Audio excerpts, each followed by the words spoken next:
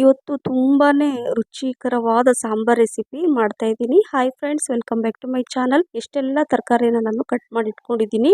ತರಕಾರಿ ಸಾಂಬಾರ್ ಯಾರಿಗೆಲ್ಲ ಇಷ್ಟ ದಯವಿಟ್ಟು ಕಮೆಂಟ್ಸ್ ಮೂಲಕ ತಿಳಿಸಿ ಅಂತ ಹೇಳ್ತಾ, ನೋಡಿ ಇಲ್ಲಿ ಬೀನ್ಸ್ ಕಟ್ ಮಾಡಿ ಇಟ್ಕೊಂಡಿದ್ದೀನಿ. ಹಾಗೆ ಇದು ನವಿಲು ಕೋಸು, ಮೇಲೆ ಸಿಪ್ಪೆ ತೆಗೆದ್ಬಿಟ್ಟು ನಾನು ಕಟ್ ಮಾಡಿ ಇಟ್ಕೊಂಡಿದ್ದೀನಿ. ಒಂದು ನವಿಲು ಕೋಸು, ಒಂದು 10ರಷ್ಟು ನೋಡಿ ತೊಂಡೆಕಾಯಿ ಈ ರೀತಿಯಾಗಿ ಪೀಸಸ್ ಮಾಡ್ಕೊಂಡಿದ್ದೀನಿ. ಹಾಗೆ ಇದು ಸೋರೆಕಾಯಿ ಕೂಡ ಮೇಲೆ ಸಿಪ್ಪೆ ತೆಗೆದ್ಬಿಟ್ಟು ನಾನು ಸ್ವಲ್ಪ ಒಂದು ಅರ್ಧ ಬಟ್ಲಷ್ಟು ನಾನು ಕಟ್ ಮಾಡಿ ಇಟ್ಕೊಂಡಿದ್ದೀನಿ. ತರಕಾರಿ ಅಂದರೆ ನಿಮ್ಗೆ ಎಷ್ಟು ಬೇಕೋ ಅಷ್ಟು ಹಾಕ್ಕೊಳ್ಳಿ, ಇಷ್ಟೇ ಅಂತ ಏನೂ ಇಲ್ಲ. ಹಾಗೆ ಕ್ಯಾರೆಟ್ ಕೂಡ ಇಲ್ಲಿ 2 ಕ್ಯಾರೆಟ್ ಕಟ್ ಮಾಡಿ ಇಟ್ಕೊಂಡಿದ್ದೀನಿ. ಚೌಳಿಕಾಯಿ ಕೂಡ ನಾನು ಸ್ವಲ್ಪ ಹಾಕ್ತಾಯಿದ್ದೀನಿ, ಒಂದು 10 ಚೌಳಿಕಾಯಿ ಇದೆ, ಅದು ಕೂಡ ನಾನು ಸಾಂಬಾರಿಗೆ ಹಾಕ್ತಾಯಿದ್ದೀನಿ, ತುಂಬ ರುಚಿಯಾಗಿರುತ್ತೆ. ಹಾಗೆ ಮೂಲಂಗಿ, ಇಲ್ಲಿ ಮೂಲಂಗಿ ಸ್ವಲ್ಪ ದೊಡ್ಡದಿತ್ತು, ಹಾಗಾಗಿ ಒಂದು ಮೂಲಂಗಿನ ಹಾಕ್ಕೊಳ್ತಾ ಇದ್ದೀನಿ, ಚಿಕ್ಕದಿದ್ದರೆ 2 ಹಾಕ್ಕೊಳ್ಳಿ. ಹಾಗೆ ಇಲ್ಲಿ ಬೀನ್ಸ್ ಕೂಡ ಇದೆ, ಸ್ವಲ್ಪ ಮೆಂತ್ಯ ಸೊಪ್ಪನ್ನು ತೊಳೆದು ಕಟ್ ಮಾಡಿ ಕೂಡ ಇಟ್ಕೊಂಡಿದ್ದೀನಿ. ನೋಡಿದ್ರಲ್ಲ, ಇಷ್ಟೆಲ್ಲ ತರಕಾರಿ ಸೇರಿಸಿ ಇವತ್ತು ಸಾಂಬಾರು ಮಾಡ್ತಾ ಇದ್ದೀನಿ. ಟೊಮೊಟೊ ಹಣ್ಣು ನಾನು ಹೆಚ್ಚಿಬಿಟ್ಟು ಇಟ್ಕೊಂಡಿದ್ದೀನಿ. ಹಾಗೆ ಒಂದು ಈರುಳ್ಳಿ ಕೂಡ ಇಲ್ಲಿ ನಾನು ಕಟ್ ಮಾಡಿ ಇಟ್ಕೊಂಡಿದ್ದೀನಿ.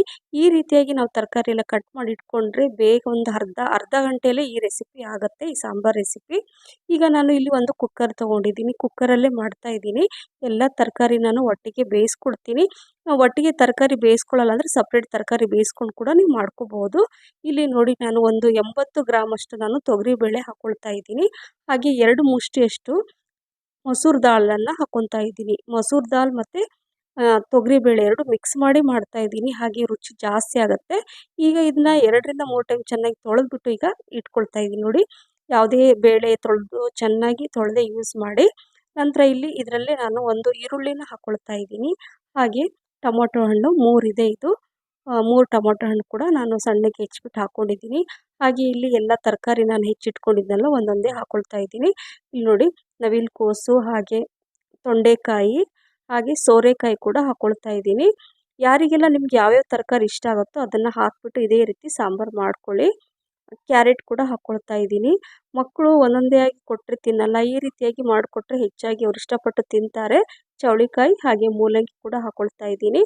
ಹಾಗೆ ಬೀನ್ಸ್ ಎಲ್ಲ ಹಾಕ್ಕೊಂಡು, ಮತ್ತು ನಾನು ಹೇಳಿದ್ನಲ್ವ ಮೆಂತ್ಯ ಸೊಪ್ಪು ಕೂಡ ನಾನು ಹಾಕ್ಕೊಳ್ತಾ ಇದ್ದೀನಿ. ತುಂಬ ಫ್ಲೇವರ್ ತುಂಬ ಚೆನ್ನಾಗಿರುತ್ತೆ. ಸ್ವಲ್ಪ ಮೆಂತ್ಯ ಸೊಪ್ಪು ಕೂಡ ನೀವು ಮಿಸ್ ಮಾಡದೆ ಹಾಕ್ಕೊಳ್ಳಿ, ಈ ಸಾಂಬಾರು ತುಂಬಾ ಚೆನ್ನಾಗಿರುತ್ತೆ.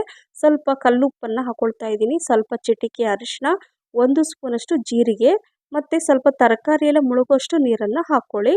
ಇಲ್ಲಿ 2.5 ಗ್ಲಾಸಷ್ಟು ನಾನು ನೀರನ್ನು ಹಾಕ್ಕೊಂಡು ಎಲ್ಲ ಮಿಕ್ಸ್ ಮಾಡಿ, ಈಗ ಗ್ಯಾಸ್ ಫ್ಲೇಮನ್ನು ಆನ್ ಮಾಡಿಕೊಂಡು 2 ಸ್ಪೂನಷ್ಟು ನಾನು ಕೊಬ್ಬರಿ ಎಣ್ಣೆನ ಹಾಕ್ತಾ ಇದ್ದೀನಿ. ನೀವು ಯಾವುದಾದ್ರೂ ಎಣ್ಣೆನ ಯೂಸ್ ಮಾಡಿ, ಅಡುಗೆ ಎಣ್ಣೆನ. ಸೊ ಹಾಕ್ಕೊಂಡು ಕುಕ್ಕರ್ ಲಿಡ್ಡನ್ನು ನಾನು ಕ್ಲೋಸ್ ಮಾಡ್ತಾ ಇದ್ದೀನಿ. ಇದು ಒಂದು 3 ವಿಸಲ್ ಬಂದರೆ ಸಾಕು, ಎಣ್ಣೆ ಮಿಸ್ ಮಾಡದೆ ಹಾಕ್ಕೊಳ್ಳಿ, ಯಾಕಂದರೆ ಅದು ವಿಸಲ್ ಬಂದಾಗ ಉಕ್ಕಿ ಚೆಲ್ಲಲ್ಲ ಅಂತ. ಇದು ಟಿಪ್ಸನ್ನು ನೀವು ಕೂಡ ಫಾಲೋ ಮಾಡಿ. ನಾನು ಈ ಸಾಂಬಾರ್ ಪುಡಿನ ಮಾಡ್ಕೊಳ್ತೀನಿ, ಸ್ವಲ್ಪ ಡಿಫ್ರೆಂಟ್ ಇರುತ್ತೆ ಇದು, ಬಟ್ ತುಂಬ ಚೆನ್ನಾಗಿರುತ್ತೆ. ನಾನು ಮನೆಯಲ್ಲಿ ಯಾವಾಗಾದ್ರೂ ಈ ಥರ ಸಾಂಬಾರು ಮಾಡಿದರೆ ಇದೇ ರೀತಿಯಾಗಿ ತಕ್ಷಣ ನಾನು ಪೌಡ್ರ್ ಮಾಡ್ಕೊಳ್ತೀನಿ. 2 ಸ್ಪೂನು ಧನಿಯಾ ಇದೆ, 1 ಸ್ಪೂನು ಜೀರಿಗೆ, 4ರಿಂದ 5 ಏಲಕ್ಕಿ, 1 ಸ್ಪೂನ್ ಕಾಳು ಮೆಣಸು, ಹಾಗೆ 1/4 ಸ್ಪೂನಷ್ಟು ಮೆಂತ್ಯ ಕಾಳನ್ನು ಹಾಕ್ಕೊಂಡಿದ್ದೀನಿ, ಸ್ವಲ್ಪ ಕರಿಬೇವು, ಇದನ್ನೆಲ್ಲ ಹಾಕ್ಕೊಂಡು ಡ್ರೈ ರೋಸ್ಟೇ ಮಾಡ್ಕೋಬೇಕು. ಹಾಗೆ ಒಂದು 4 ಇಂಚಷ್ಟು ಚಕ್ಕೆ ಕೂಡ ಹಾಕ್ಕೊಂಡಿದ್ದೀನಿ, 4 ಪೀಸಸ್ ಆಗಿ. ನೋಡಿ, ಈ ಥರ ಡ್ರೈ ರೋಸ್ಟ್ ಮಾಡ್ಕೋಬೇಕು, ಕಲರ್ ಚೇಂಜ್ ಆಗಬಾರ್ದು. ಇಲ್ಲಿ ಕುಕ್ಕರ್ ವಿಸಲ್ ಕೂಡ ಆಗಿದೆ, ಸ್ವಲ್ಪ ತಣ್ಣಗೆ ಆದ ನಂತರ ನಾನು ಮಿಕ್ಸಿ ಜಾರಲ್ಲಿ ಇದನ್ನು ಪೌಡ್ರ್ ಮಾಡ್ಕೊಳ್ತೀನಿ. ನೋಡಿ, ಈ ರೀತಿಯಾಗಿ ಪೌಡ್ರ್ ಮಾಡ್ಕೋಬೇಕು. ನೀವು ಬೇಕಂದರೆ ಸ್ವಲ್ಪ ಕಡಲೆಬೇಳೆ, ಉದ್ದಿನಬೇಳೆ ಕೂಡ ಹಾಕ್ಕೋಬೋದು, ನಾನಿಲ್ಲಿ ಹಾಕಿಲ್ಲ. ಸೊ ನೋಡಿ, ಈಗ ಇದನ್ನು ನಾನು ಒಂದು ಪ್ಲೇಟಲ್ಲಿ ತೆಗೆದಿಟ್ಬಿಟ್ಟು ಇಲ್ಲಿ ಅರ್ಧ ಹೋಳಷ್ಟು ನಾನು, ಅಂದರೆ ಅರ್ಧ ಬಟ್ಲಷ್ಟು ತೆಂಗಿನಕಾಯಿನ ರುಬ್ಕೊಂಡು ಸ್ವಲ್ಪ ನೀರು ಹಾಕ್ಕೊಂಡು ಮತ್ತೆ ಇಟ್ಕೊಂಡಿದ್ದೀನಿ. ಮತ್ತು ಬೇರೆ ಏನು ಹಾಕ್ಕೊಳ್ತಾ ಇಲ್ಲ, ಯಾಕಂದರೆ ಆಲ್ರೆಡಿ ಮಸಾಲೆ ಎಲ್ಲ ರುಬ್ಕೊಂಡು ಇಟ್ಕೊಂಡಿದ್ದೀವಿ.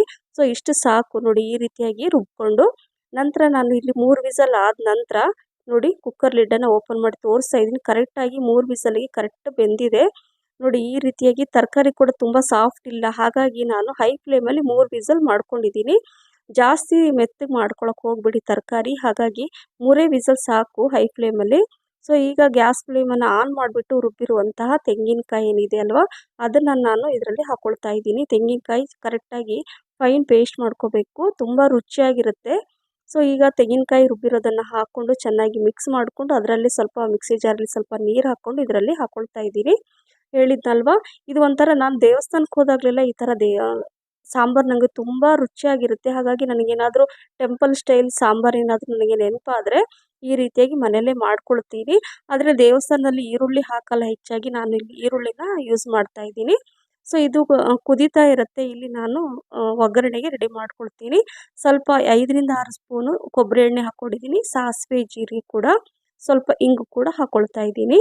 ಸೊ ಹಿಂಗೆ ಹಾಕಿದ ನಂತರ ಸ್ವಲ್ಪ ನೀವು ನೋಡ್ತಾ ಇರ್ಬೋದು, ಹಿಂಗೆ ಮಿಸ್ ಮಾಡದೆ ಹಾಕ್ಕೊಳ್ಳಿ, ತುಂಬ ಚೆನ್ನಾಗಿರುತ್ತೆ. ಹಾಗೆ ಇಲ್ಲಿ ಸಾಂಬಾರು ಈರುಳ್ಳಿ ಹಾಕ್ಕೊಳ್ತಾ ಇದ್ದೀನಿ. ಸಾಂಬಾರು ಈರುಳ್ಳಿ ಹಾಕ್ಕೊಂಡು ಲೋ ಫ್ಲೇಮಲ್ಲಿ ಸ್ವಲ್ಪ ಟೈಮ್ ಬೇಕು ಕುಕ್ ಆಗಲಿಕ್ಕೆ.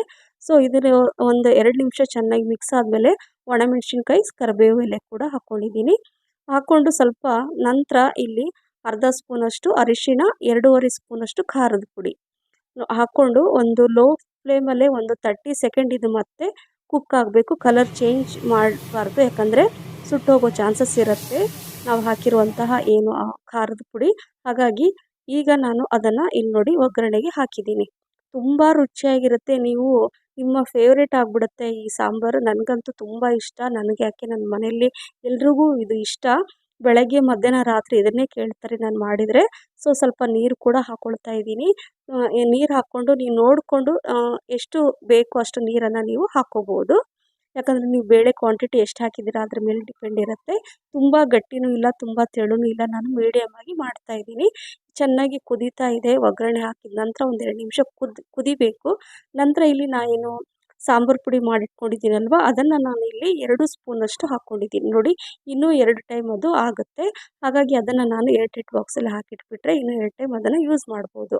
ತುಂಬ ಘಮ ಘಮ ಅಂತ ಪರಿಮಳ ಬರುತ್ತೆ. ಯಾಕಂದರೆ ನಾವು ತಕ್ಷಣ ಎಲ್ಲ ಹುರಿದ್ಬಿಟ್ಟು ಪೌಡ್ರ್ ಮಾಡಿ ಹಾಕಿರೋದ್ರಿಂದ ತುಂಬ ಚೆನ್ನಾಗಿ ಬರುತ್ತೆ ಸಾಂಬಾರು.